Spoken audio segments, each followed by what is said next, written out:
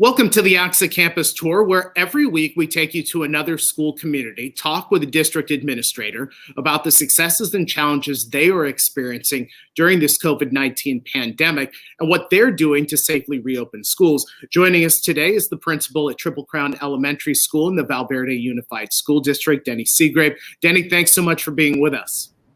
Hi, thank you. I'm excited to be here. You grew up attending school in the Verde Unified School District. So you have a very close relationship with your community, the students, the families.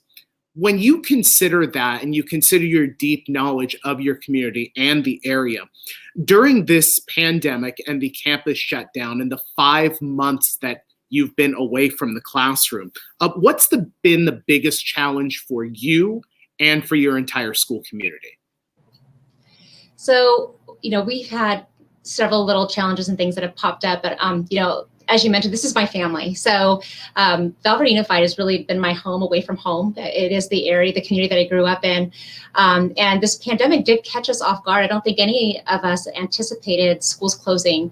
And so it hit us hard. Verde was very fortunate in that we were ahead of the game when it comes to technology. And so we didn't have the challenge of devices. Every single one of our scholars had a device at home that they were able to utilize for distance learning purposes.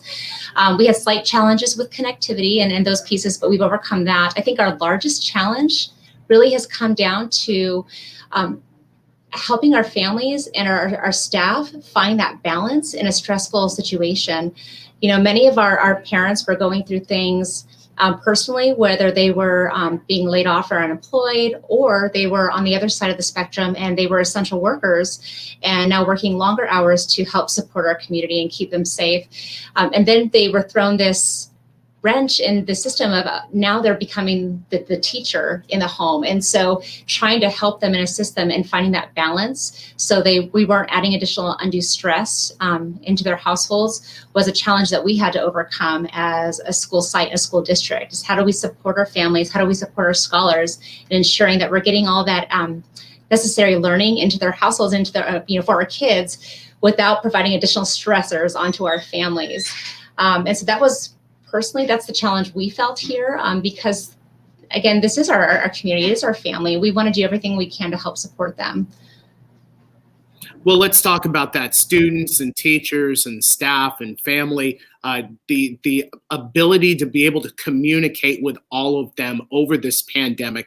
What have been some of your best practices to maintain communication with all of those groups and keep an open dialogue? Well, communication is key, and being very consistent with communication has been essential, especially during this pandemic and school closures. Something that we had already established at our school site is we use school-wide Class Dojo. It's a communication platform.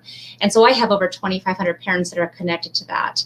And that's been very helpful in getting information out to our families, but also being able to have our families respond back and get questions answered or concerns addressed. We provide weekly messages to our families through our Aries platform. That goes out same day, same time every week. And during this pandemic and school closures, we got very creative with that communication tool. And not only were we providing updates to our families, but we also started embedding fun family activities for them to do to help alleviate some of the stressors that might have been going on at the home. And so things such as virtual scavenger hunts and spirit weeks and family craft night or cooking night, fun activities such as that to give to our families to do. And then we also requested that if they were engaging in these activities to send us pictures so we could see all the fun they were having in their homes. And we utilized our social media platforms to share out some of the fun things our families were doing. Or their kids engaging in distance learning, they would share those photos with us as well. Our teachers also began a super scholar approach, and so they were nominating kids every week for going above and beyond and engaging in their distance learning experience. And through that, we sent home postcards to all of our kids. We made phone calls to congratulate them on their efforts. Really just ways to, building connections and keeping that communication open. In addition, we really reached out to those families that weren't engaging. We had several scholars disengage. And again, it was those stressors that were going on in the household that, tended to take priority over the distance learning experience. And so reaching out to those families and finding out ways that we could help support them so that we could help these kids re-engage, and so that there wasn't, we weren't widening that achievement gap. And then we focused on fun again. We celebrated birthdays. We got our Val Verde Police Department involved, and they helped with car parades and just really celebrating our families and our kids, and letting our families know that even though our school doors had closed, we were still here and available and ready to support them in any way possible.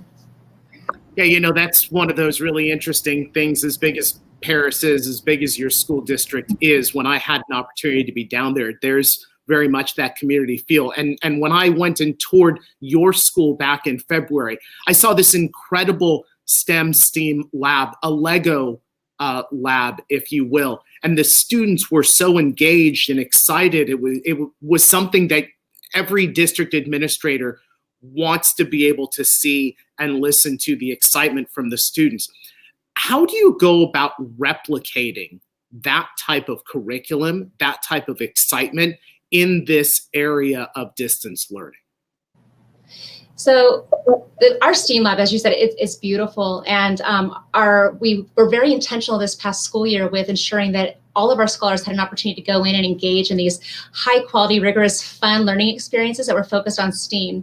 And while that space was so phenomenal, it was just a space. And so our teachers worked so hard to be very intentional with the lessons that they were putting together for their scholars, that I don't see any issue in bringing those high quality lessons to this virtual world. And so, it is STEAM-based instruction, and our kids, the whole purpose of them engineering and designing these projects and these lessons, utilizing Legos or straws or paper or carp or whatever they're using to create, engineer, the whole purpose behind that is for them to demonstrate their learning and their understanding of the content.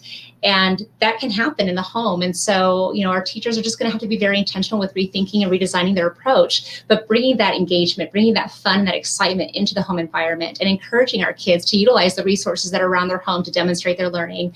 Other options are providing, STEM packs and sending those home with our kiddos to making sure that they have the materials necessary for them to demonstrate their learning.